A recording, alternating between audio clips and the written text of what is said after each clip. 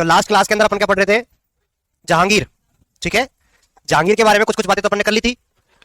अपन थोड़े से नूरजहां गुट के बारे में बातें कर रहे थे। नूरजहां गुट, नूरजहां की जो शादी होती है वो कब होती है? 1611 में। किसके साथ होती है? जहांगीर के साथ में। ठीक है, जिस समय पे शादी होती है ये विधवा होती है। नूरजहां क्या होती है? विधवा होती है। इनका नाम वगैरह सारी चीजें तो अपन ने कर ही ली थी। इस गुट के अंदर जो जो लोग थे वो लोग कौन कौन है? एक तो इनके पिताजी, क्या नाम है? मिर्जा गयास बेग। एक इनके भाई आसफ खां,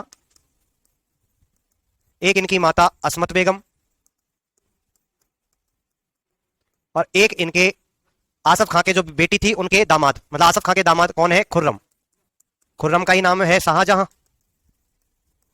शाहजहां का जो विवाह होता है वो आसफ खां की पुत्री के साथ होता है। ठीक है, और आसफ खां की जो पुत्री है उसका नाम क्या है? मुमताज लिख दू? मुमताज के साथ। ठीक है, तो ये एक इनका एक गुट हुआ करता था नूरजहां का। क्लियर है? स्टार्टिंग में सब कुछ बढ़िया चल रहा था, कोई दिक्कत नहीं थी। नूरजहां की एक बेटी हुआ करती थी, उस बेटी का नाम आता है लाडली बेगम। लाडली बेगम। ये जो लाडली बेगम थी ये क्या है? इनकी पुत्री थी, पहले से ऑलरेडी गिफ्टेड थी, है ना। अली कुली बेग के साथ में जो पुत्री उत्पन्न होती है वो लाडली बेगम थी। ये क्या करती है बाद में, इसे ऐसा फील होता है कि जो खुर्रम है, शाहजहां जो है, इसका वर्चस्व जो है राजनीति के अंदर या इस गुट के अंदर ज्यादा हो रहा है। ठीक है, और आसफ खां जो था वो इसका ससुर है, वो भी इसके पक्ष में है। दूसरी बात, मिर्जा जो गयास बेग है इसकी हो जाती है मृत्यु और असमत बेगम की हो जाती है मृत्यु। यानी कि माँ बाप तो चले गए, अब बच्चे कौन? एक तो नूरजहां बची है, एक खुर्रम बचा है और एक आसफ खां बचा है। ठीक है, जब नूरजहां को ऐसा लगता है कि यार जो खुर्रम है ये अपनी खुद की चलाएगा, मेरी चलने नहीं देगा, तो ये चाहती है, एक महत्वाकांक्षी महिला है, ये चाहती है कि भैया ऐसा व्यक्ति राजा बने जिसका ऊपर मेरा पूरा कंट्रोल हो। ठीक है, तो ऐसा पूरा कंट्रोल किसके ऊपर हो सकता है? तो ये देखती है कि नूरजहां जो अपनी बेटी थी लाडली बेगम, इसका विवाह करती है किसके साथ में? एक पुत्र और होता है जहांगीर का जिसका नाम होता है शहरयार। ठीक है, शहरयार के साथ विवाह कर देती है, और यहां पे जो खुर्रम की जो हैसियत हुआ करती थी वो हैसियत अब शहरयार की होने लग गई है। ठीक है, दूसरी बात, आसफ खां यहां पे माइंड गेम खेलते हैं। आसफ खां क्या करते हैं? माइंड गेम खेलते हैं। वो नूरजहां को तो नहीं बताते हैं कि वो उनके खिलाफ हैं, लेकिन अंदर ही अंदर से उनके खिलाफ प्लानिंग कर रहे होते हैं। ठीक है, नूरजहां क्या करती है? जहांगीर के ऊपर इसका पूरा पूरा अधिकार है, इसीलिए खुर्रम जो था या शाहजहां जो था इसको दूर भेज देती है। इसको कहां भेज देती है? दक्षिण भारत की तरफ भेज देती है। कहां भेज देती है? दक्षिण भारत में। ठीक है, दक्षिण भारत में जब इसको भेज दिया जाता है तो ये विद्रोह करेगा कि नहीं करेगा? विद्रोह करेगा। ठीक है, तो अब अपन को देखना है कि जहांगीर के समय पे किन किन लोगों ने विद्रोह किया था, वो सारी चीजें अपन को देखनी है। ठीक है, तो जहांगीर के शासन काल में विद्रोह, शासन काल में विद्रोह। ठीक है, जहांगीर के शासन काल में विद्रोह की बात अपन कर लेते हैं। तो जो विद्रोह है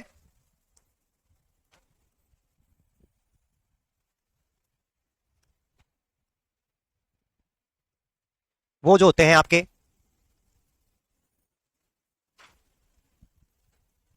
एक विद्रोह तो जब जहांगीर राजा बनता है 1605 में, उसी के जस्ट अगले साल 1606 में होता है। क्या 1606 के अंदर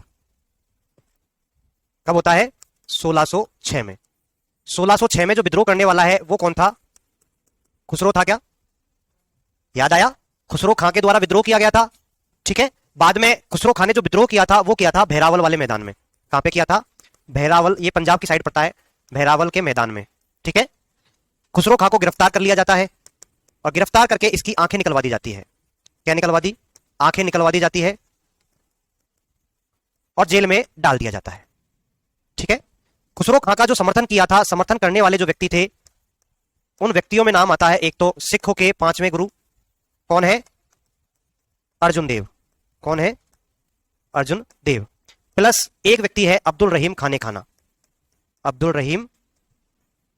अर्जुन देव जो थे उनको फांसी की सजा दे दी जाती है, और जो अब्दुल रहीम थे इनको कठोर यातनाएं दी जाती है। बाद में दक्षिण भारत की तरफ जब शाहजहां जाता है, मैंने कहा था उसको दक्षिण भारत भेज दिया जाता है, तो वहां पे वो खुसरो खां को अपने साथ में ले जाता है। ठीक है, ये जेल में बंद था पहले, बाद में इसको जहांगीर माफ भी कर देता है, छोड़ देता है। ठीक है, और खुसरो खां जो था इसको अपने साथ में कौन लेकर के चला जाता है? हालांकि ऐसा भी बोलते हैं कि इसका इलाज भी करवाया गया था, बाद में इसकी जो दोनों आंखें थी उनमें से एक आंख के अंदर रोशनी आ गई थी। ठीक है, और इसको कौन ले जाता है? फिर शाहजहां अपने साथ ले जाता है, और शाहजहां के द्वारा इसकी मृत्यु कर दी जाती है दक्षिण भारत में। शाहजहां द्वारा मृत्यु।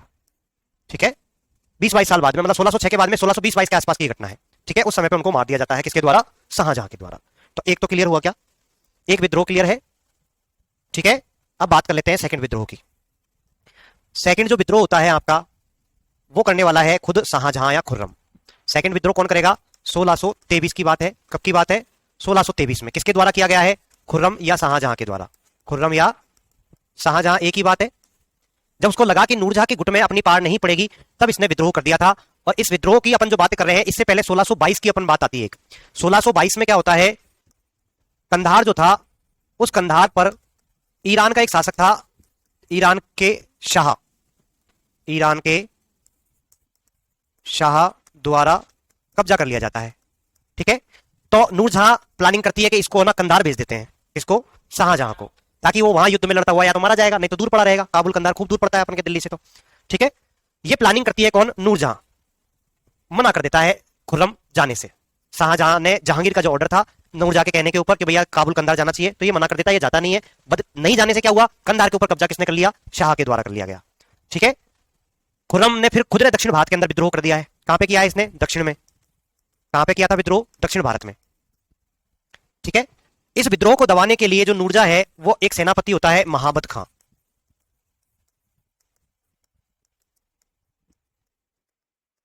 ठीक है, महाबत खां के साथ में जो व्यक्ति था, एक नाम और है, जहांगीर का बेटा ही है, नाम क्या है? परवेज है। क्या परवेज किसके साइड में था? महाबत खां के साथ में था।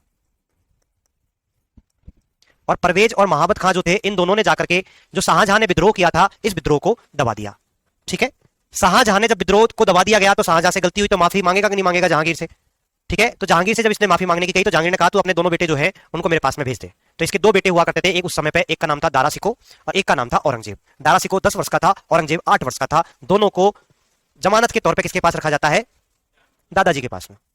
जहांगीर दादा है? सोचो, पोते को जमानत के तौर पर रखना पड़ रहा है? तो ये रखवा देता है, उसके बाद में माफी मांग लेता है। ठीक है, जो इसने मना किया था शाह के विरुद्ध जाने के बाद, तो इसकी जितनी भी मनसबदारी थी, उन मनसबदारियों में भी गिरावट आती है। जब इसने विद्रोह कर दिया, तो इससे जितने भी इसको जागीरें दे रखी थी कि ये जागीर पे अधिकार इसका है, तो वो जागीरें छीन ली गई थी। और वो सारी जागीरें किसको सौंप दी गई थी? शहरयार को। शहरयार कौन है? नूरजहां की बेटी का पति। ठीक है, तो दो विद्रोह तो ये क्लियर हुए। तीसरा विद्रोह, तीसरा विद्रोह की अपन बात करते हैं। तो जो तीसरा विद्रोह होता है, सुनना,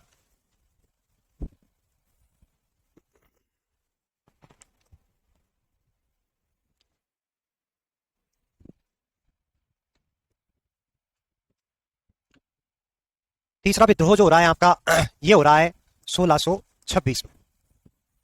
कब हो रहा है? 1626 में। करने वाला कौन है विद्रोह? तो अब यहां पे है महाबत खां। कौन है? महाबत खां। सुनना बातें क्या हुई है। शाहजहां को तो निपटा दिया गया। शाहजहां दक्षिण भारत में बैठा हुआ है, किसकी जमानत पे? जहांगीर की जमानत पे, कि भाई आप कुछ नहीं कर सकते। ठीक है, उसके बेटे भी वहां पे बंदी है। नूरजहां प्लानिंग करती है, नूरजहां के साथ में मैंने कहा था जहांगीर का ससुर बैठा हुआ है, आसफ खां। आसफ खां फुल सपोर्ट किसका कर रहा है? शाहजहां का।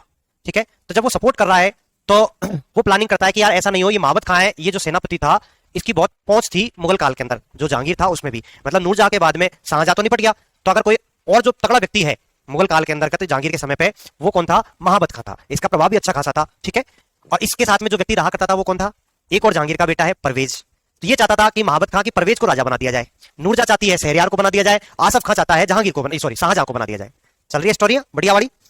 तो जो महाबत खां होता है, इसके खिलाफ आसफ खां जो होता है, वो नूरजहां को भड़काता है कि ये तेरे शहरयार को भी मरवा देगा और ये ना परवेज को नहीं बना दे, इसको निपटाओ पहले तो इसको निपटाने के लिए इसके ऊपर जबरदस्ती झूठे इल्जाम लगाए जाते हैं। इसको पहले तो बंगाल बिहार साइड भेज दिया जाता है ताकि दिल्ली से दूर रहे। वहां जाकर के इसके ऊपर इल्जाम लगा दिया जाता है, और इल्जाम लगाने के बाद में ऐसा कहा जाता है कि आसफ खां इसको मारने के लिए, इसके खिलाफ युद्ध लड़ने के लिए जा रहा है। जब इसको लगता है कि यार इन्होंने मेरे खिलाफ में क्या कर दिया है, इल्जाम लगा दिया, अब ये पोस्ट वगैरह तो कुछ रहेगी नहीं, सारी चीजें खत्म हो जाएगी, तो इसने भी विद्रोह कर दिया। ठीक है, महाबत खां ने जब विद्रोह किया, तो इसके कुछ राजपूत सैनिक इसके अंडर में हुआ करते थे। इस समय पे 1626 की अपन बात कर रहे हैं। 1627 के अंदर मृत्यु हो जाती है जहांगीर की। उससे एक साल पहले की बातें हैं। जहांगीर के फेफड़े वगैरह जो है, लीवर वगैरह, किडनी विडनी काम करना कम कर देती है। भाई इतनी दारू पिएगा तो कम करेगी ना। बीमार चल रहा था बेचारा, तो उसको कहते हैं कि खुली हवा में सांस लेने के लिए, बाहर घूमने के लिए भेजना चाहिए। तो ये नूरजहां उसको लेकर के इधर की तरफ गई हुई थी, लाहौर वाली साइड में, जम्मू कश्मीर वाली साइड में, इस साइड में। ठीक है, तो रास्ते में ही महाबत खां के सैनिक जो थे, राजपूत सैनिक, उनके द्वारा नूरजहां और जहांगीर जो थे उनको बंदी बना लिया जाता है। ठीक है, महाबत खां उनको बंदी बनवा देता है। लेकिन यहाँ पे जो नूरजहां होती है, ये महाबत खां एक सेनापति के तौर पे बेस्ट है, राजनीतिक के तौर पे अच्छा नहीं था। नूरजहां खिलाड़ी थी। नूरजहां ने जो सैनिक थे, उन सैनिकों को अपने फेवर में कर लिया, और अपने फेवर में करने के बाद महाबत खां के विरुद्ध ही उनको खड़ा कर दिया। तो जो 1626 का महाबत खां था, वो नूरजहां की जो सूझबूझ थी उससे दबा दिया गया। ठीक है, नूरजहां की सूझबूझ से दमन। ठीक है, बाद में परवेज जो था उसकी तो मृत्यु हो जाती है। महाबत खां शाहजहां के पास चला जाता है। ठीक है, मोहब्बत कहां चला जाता है, शाहजहां के पास चला जाता है। और नूरजहां जो है वो उसको लेकर के घूम रही है। नूरजहां पहुंच जाती है लाहौर वाली साइड में, वहीं पे 1627 के अंदर मृत्यु हो जाती है किसकी, जहांगीर की। जहांगीर की जिस समय पे मृत्यु हो रही है उस समय पे यहां पे दिल्ली आगरा की अपन जो बात कर रहे हैं वहां पे आसफ खां है। कौन है, आसफ खां। आसफ खां ने यहां पे क्या किया कि नूरजहां के आने से पहले ही जो ये खुसरो खां था, इसका एक बेटा था जिसका नाम था द्वार बख्श, उसको राजा बना दिया एज ए बली के बकरे के तौर पर, जब तक कोई नहीं है तब तक के लिए। और शाहजहां जो था उसके पास में पैगाम भिजवा दिया कि खाली है एरिया, आ जाओ। ठीक है, और जितने भी यहाँ पे उत्तराधिकारी हो रहे थे खड़े, जो भी दावेदार थे, उन सभी को आसफ खां मरवा देता है। ठीक है, आसफ खां के द्वारा सभी को मरवा दिया। सब जब मर जाते हैं उसके बाद में पता लगता है कि नूरजहां को पता लगता है भाई आसफ खां और जहांगीर जो सॉरी शाहजहां आपस में मिल गए, तो नूरजहां को भी पैगाम भिजवा दिया जाता है यहाँ आने की जरूरत नहीं है, वहीं लाहौर में ही दफना दिया जाता है जहांगीर को, वहीं पे उसके बगल में एक महल बना दिया जाता है कि तेरे को वहीं पे रहना है। ठीक है, यहाँ आने की आपको जरूरत नहीं है। तो नूरजहां उसके बाद का जो जीवन है वो वहीं लाहौर में व्यतीत करती है। और शाहजहां जो होता है 1627 में तो इसकी मृत्यु होती है अक्टूबर में। ठीक है, कुछ समय के लिए द्वार बख्श को बनाया जाता है और फरवरी 1628 के अंदर इसका राज्याभिषेक कर दिया जाता है। राज्याभिषेक करने के बाद में जो आसफ खां होता है उसको ये वजीर की पोस्ट दे देगा। ठीक है, सबसे जो ऊपर वाली पोस्ट है वो उसी को देगा। ये बातें हैं, समझ में आया। तो ये तो किसके विद्रोह हैं, जहांगीर के समय होने वाले विद्रोह। तो एक बार नोट करो, फिर आगे चलते हैं।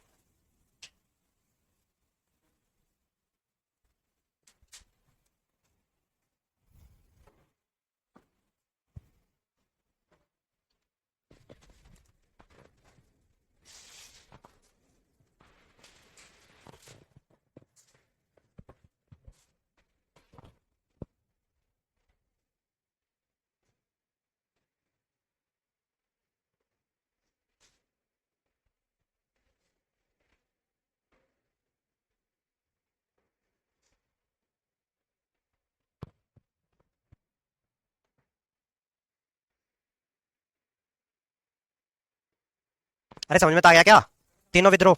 ठीक है,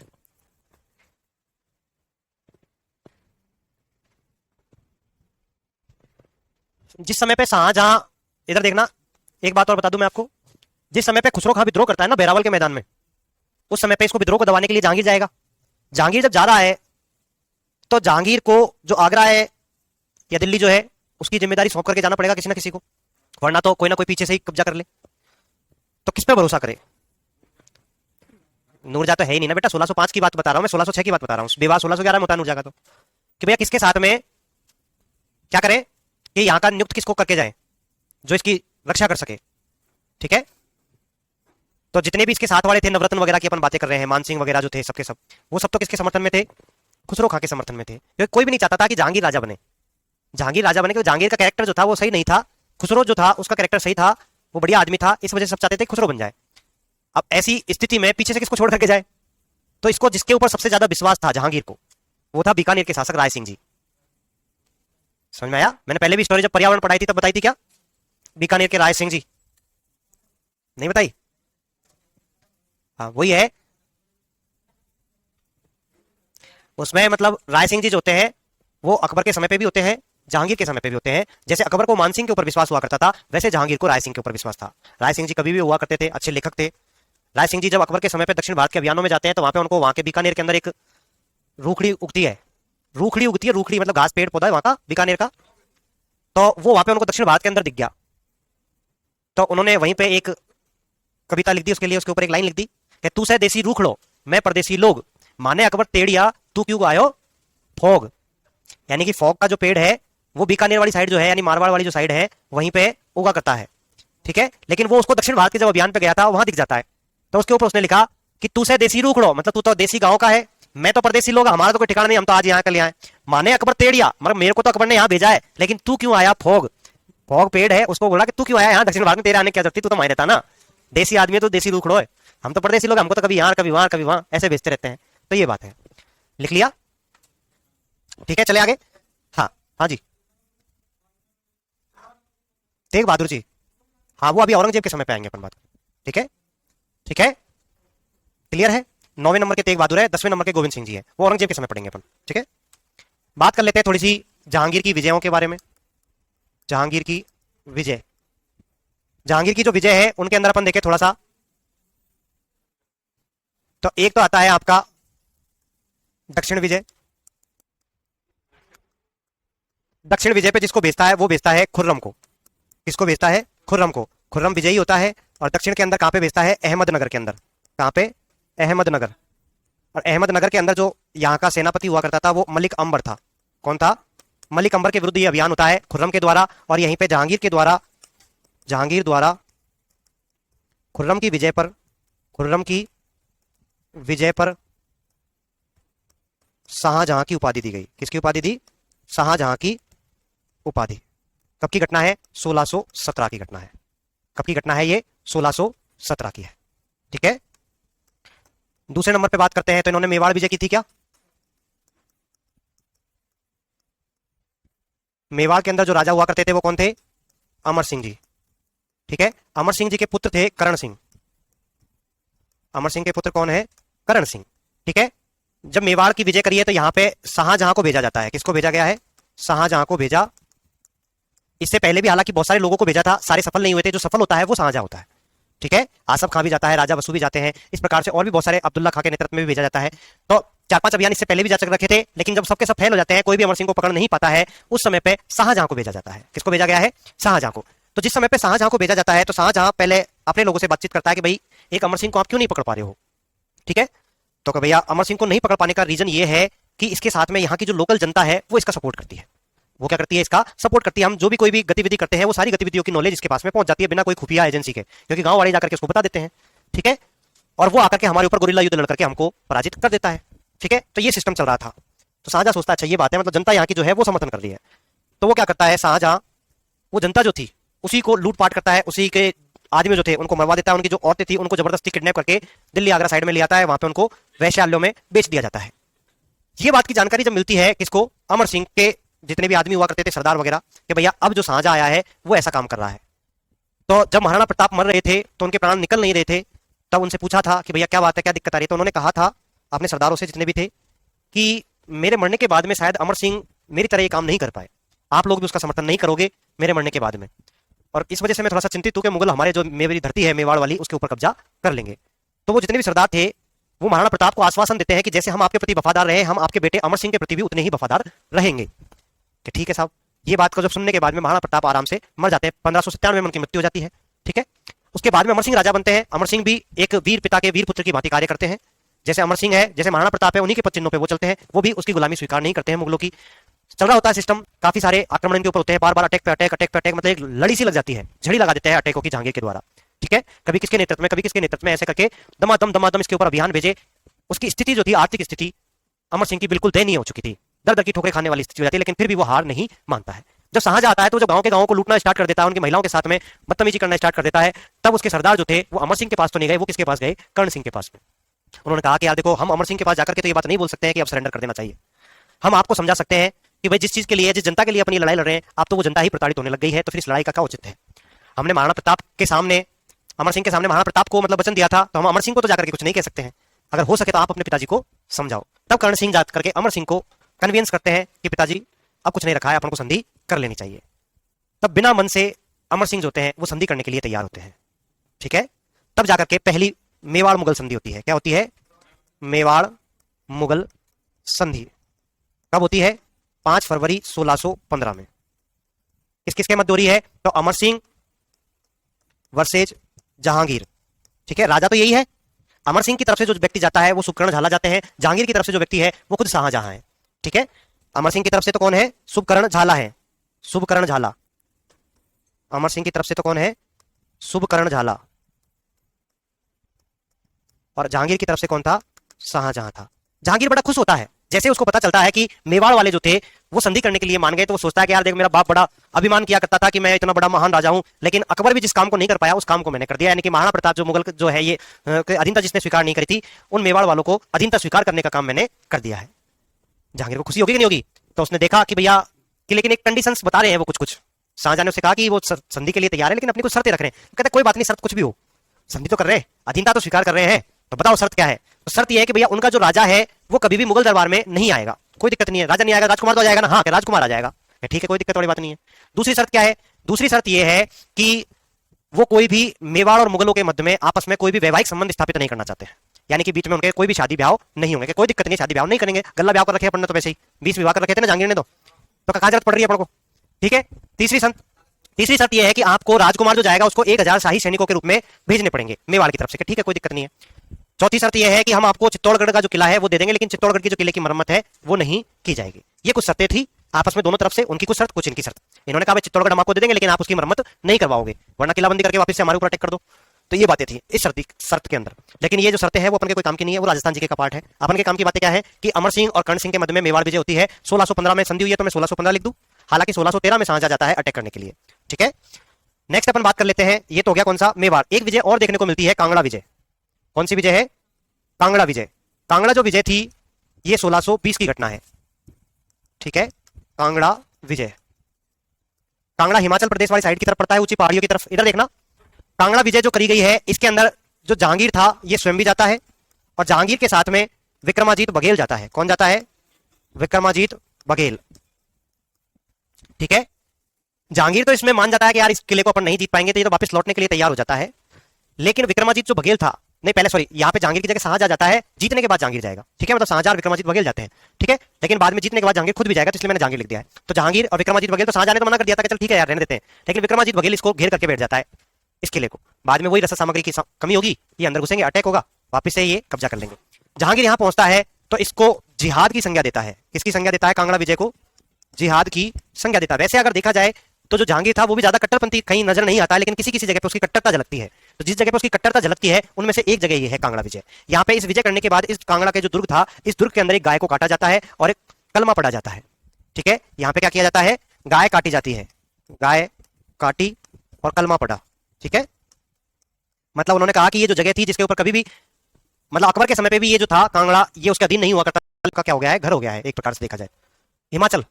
हाँ ठीक है, क्लियर है। तो विक्रमाजीत बघेल था, ऐसा कौन सा हिंदू शासक था जिसने कांगड़ा विजय के अंदर कांगड़ा के दुर्ग को घेरा था? वो कौन है? विक्रमाजीत बघेल है। याद रखना, कब की घटना है ये? 1620 का है। जिहाद की संज्ञा किस विजय को कहा था? तो वो कांगड़ा विजय को कहा था, मतलब जिहाद का नारा दिया था यहाँ पे, और गाय काटी थी और कलमा पड़ा था, मतलब जिहादी वाला जो काम है वो थोड़ा सा यहाँ पे देखने को मिल रहा है, नोट करो।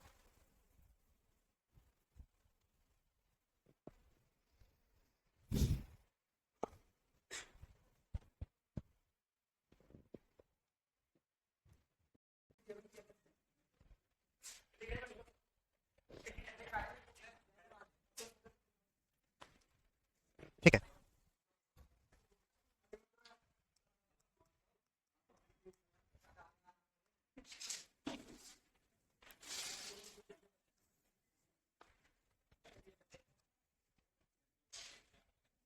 जहांगीर के बारे में और बातें करते हैं अपन। ठीक है, तो जहांगीर की जो आत्मकथा है, जहांगीर की आत्मकथा जो है उसे कहते हैं तुजुक ए जहांगीरी। तुजुक ए जहांगीरी क्या है? तुजुक ए Jahangiri.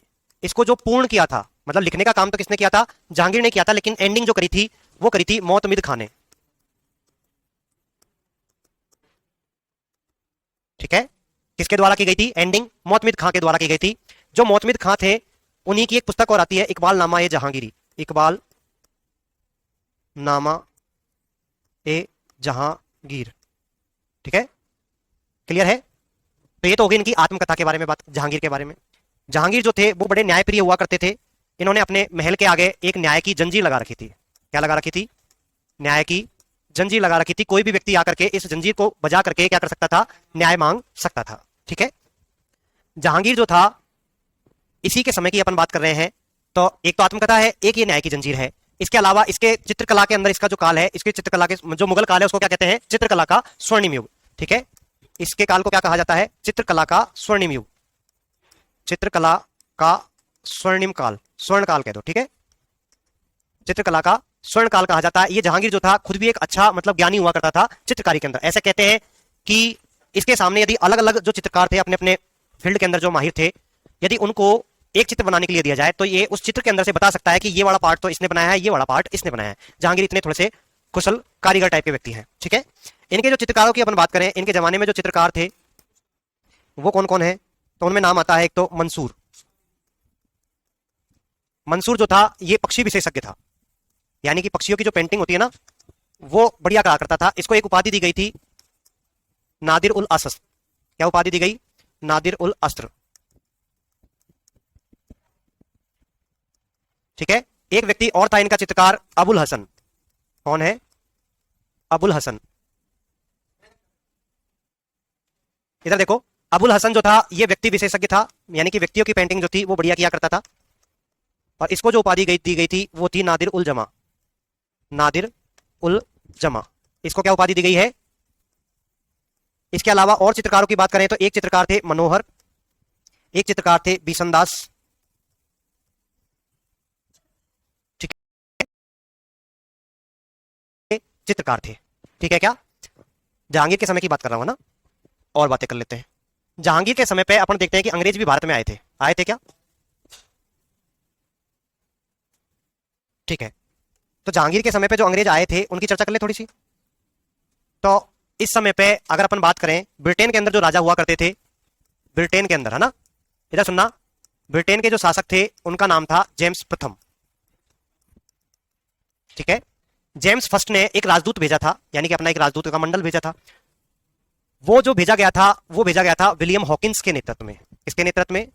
William Hawkins.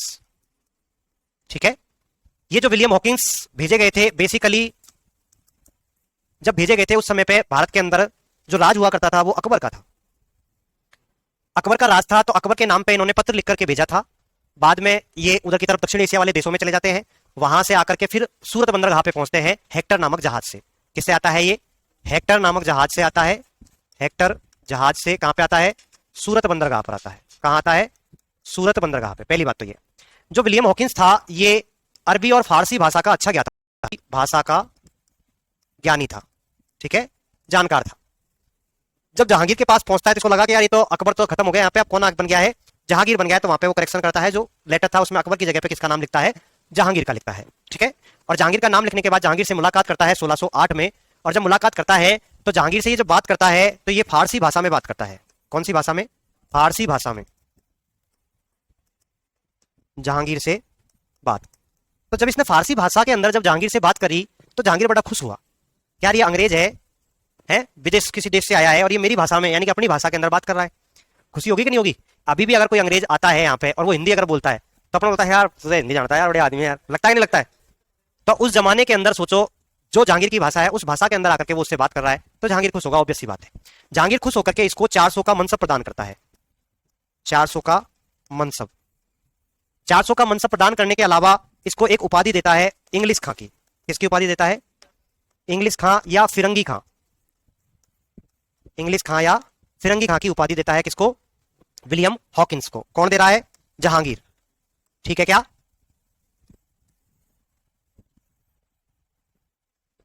William Hawkins Hector जहाज से सूरत बंदरगाह पे पहुंचा था। विलियम हॉकिंस अरबी और फारसी भाषा का जानकार था। विलियम हॉकिंस फारसी भाषा में जहांगीर से बात करता है और जहांगीर जो है वो इसको 400 का मनसब और इंग्लिश खां की उपाधि देता है। इंग्लिश खां या फिरंगी खां की उपाधि देता है और कुछ व्यापार करने के अंदर इसको छूट भी मिलती है।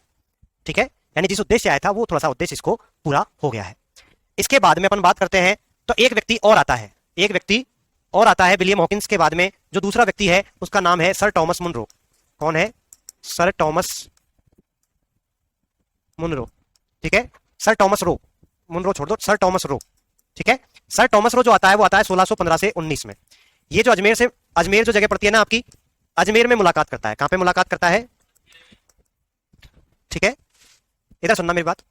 1615 में क्या संधि हुई थी क्या मेवाड़ वालों के साथ में? तो इस समय पे ये यहीं पे आसपास में है जहांगीर।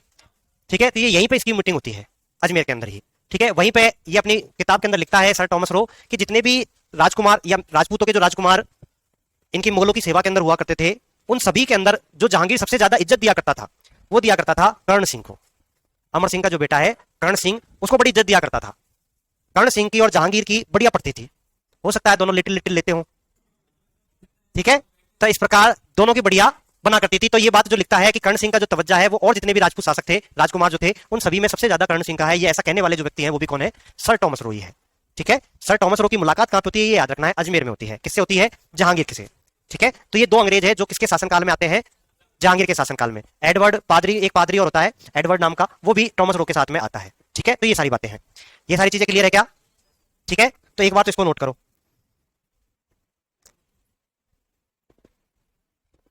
दिख जाएगा क्या? ठीक है,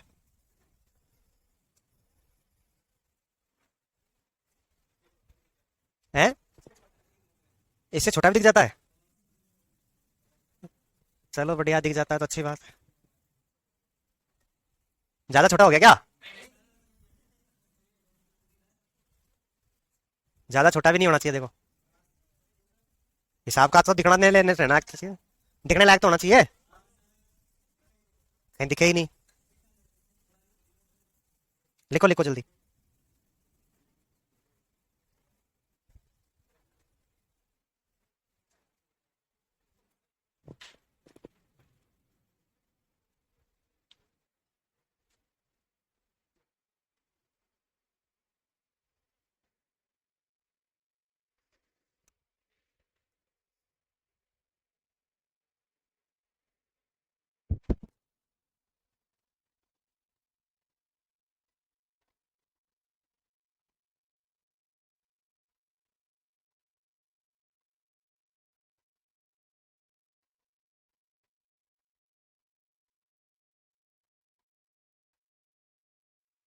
ठीक है, तो देखो ये सारी बातें तो हो गई, इसके अलावा दो इन्होंने सैनिक सुधार भी किए थे, सिंह अस्पा और दो अस्पा, मैंने पहले भी बताया था, लिखाना जरूरी नहीं, इतना ज्यादा इंपॉर्टेंट नहीं है। ठीक है, इसके अलावा इनकी जो मृत्यु होती है वो कब होती है? 1627 में।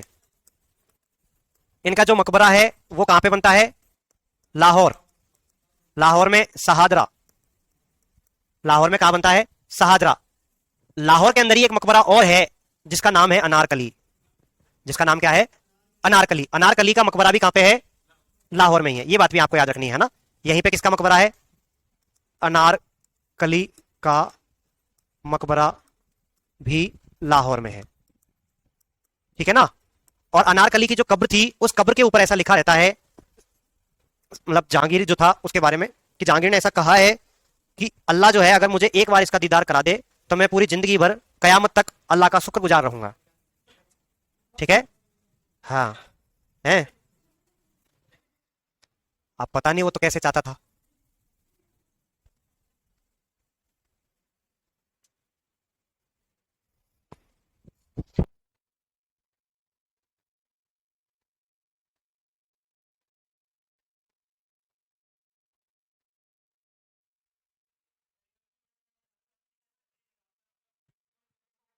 ये लिख लिया क्या? ये तो लिख लिया क्या? ठीक है, बाकी की बातें अपन करेंगे कल।